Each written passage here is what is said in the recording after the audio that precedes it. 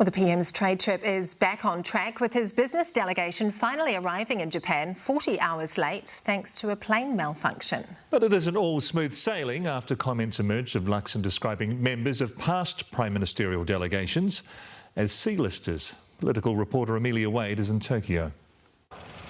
Christopher Luxon on a Tokyo tour in the rain, eyeing up military gear he says New Zealand can't afford to obtain, like a replacement for his broken down plane. No government wants to be seen to be spending money on itself. That broken down plane meant Air New Zealand to the rescue to bring Luxon's business delegation to Japan.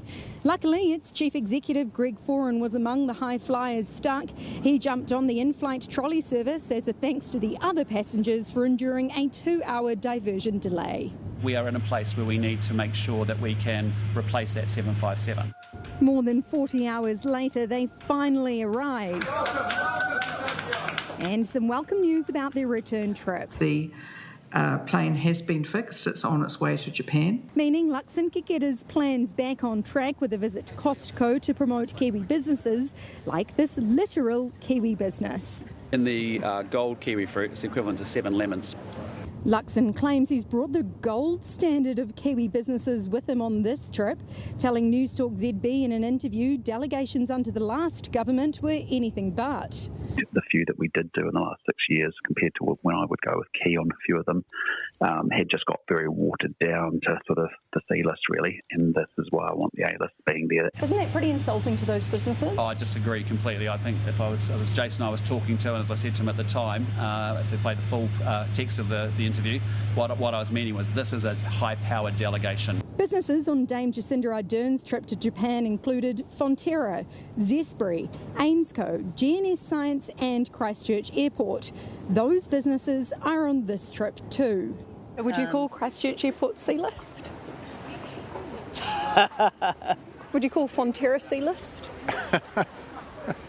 We're just happy to be part of the NZ Inc. team. Are you calling them C-list? That wasn't what I said, and I think you're taking the comments out of context. What I said is it's very exciting that we've got a high-calibre delegation of chairs and CEOs of New Zealand's major companies. Luxon clearly convinced he's not in the doghouse for his rough talk.